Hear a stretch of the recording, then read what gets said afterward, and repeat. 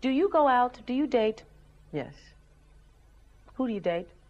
Well, right now it's Brooke Shields. Mm-hmm. Well, we try not to just be everywhere and go it's mostly at home. She'll come over, I'll go to her house, because I don't like going out in the public. Have you ever been in love? Yeah. Mm-hmm. With Brooke Shields? Yes, and another girl. Another girl? Yes. I'm going to ask you this, and it's embarrassing for me to ask you this, but I'm going to ask you anyway. Are you a virgin? How could you ask me that question? I just want to know. I want to know. I'm a gentleman. You're a gentleman. I'm a gentleman. So I'm a gentleman. So, okay, I would interpret that to mean that means that you believe that a lady is a lady, and therefore... That's something that's private. I mean, you know, shouldn't be spoken about openly. You can call me old-fashioned if you want, but, you know, to me that's very personal. So you're not going to answer it? I'm embarrassed. So you're not going to answer it. Well, we would like to know whether or not there is a possibility that you are going to marry one day and have children. I would feel that my life isn't complete if I do not, because I adore the family life. I adore children, and I adore that whole thing. And I would love to. That's one of my dreams, but I couldn't right now because I'm married. I am married, but to my work. Mm-hmm. I'm married to my music. And it has to be that closeness in order to do the kind of work that I want to do. And so what kind of woman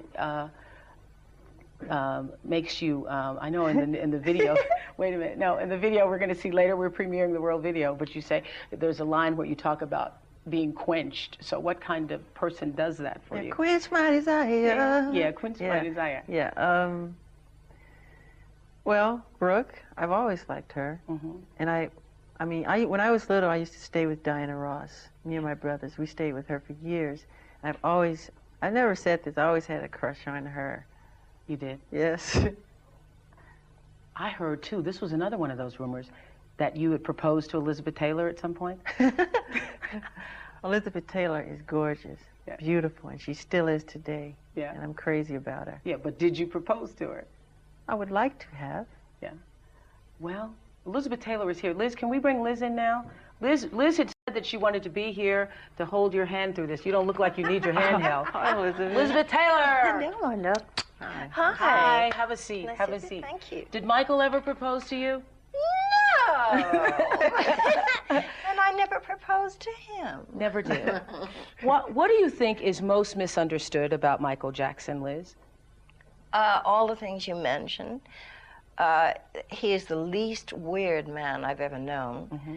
He is highly intelligent, shrewd, intuitive, understanding, sympathetic, generous to almost a fault of himself. Uh-huh.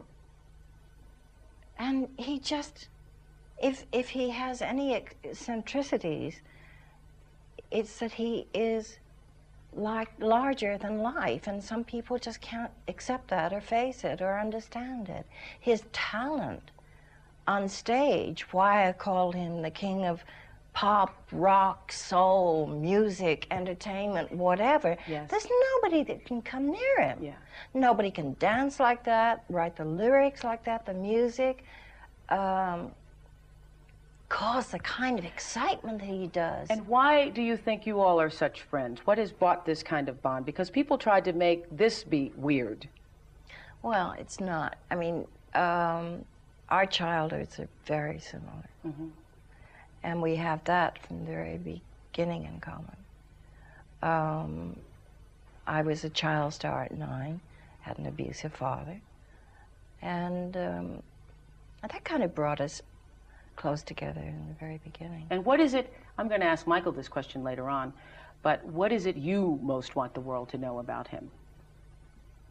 What a wonderful, giving, caring, generous man he is, and how good he is. And he's funny, too.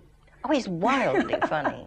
He can crack some jokes, I tell you. Yeah, but he's a good man. Thank you for joining us, too, because Oh, it's I know you fun. didn't want to be on camera at first, but thank you. We're coming coming from Michael's house down to this amazing amusement park, which is, about several hundred yards, I guess, from the house. And this it's incredible. Thank you. And I want to know whether or not you did this for yourself, or did you do it for all the children that you entertain here? For myself and the children. Every 3 weeks we have terminally ill children that come to the house. Yeah. Make-A-Wish Foundation, Dream Street, Every 3 weeks? Starlight, yes. And these are sick children with cancer, and I entertain them. And they come here. This is and they enjoy unbelievable. themselves.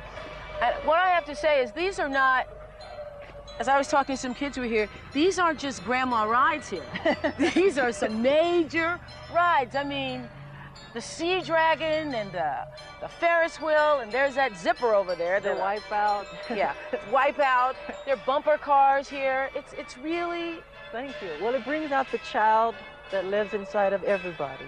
I love rides and things like that. But were you able to do it when you were a kid? And not really. Sometime, but not often enough. But now you can anytime. Every How often day do it's you right actually? in my backyard. How often do you actually come out here and do this? Whenever I'm here, I come out and I go on the ride. Well, is this a part of you? What we were talking about earlier, the pain of growing up and not being able to experience all the things that kids normally experience, and so now you are fulfilling all of those fantasies. You compensate, yes. Really? Yes, it's very true. Do you think you can ever really recapture it, though? Does it feel the same? I mean, I don't know. It's more fun. I Is it wouldn't really? change the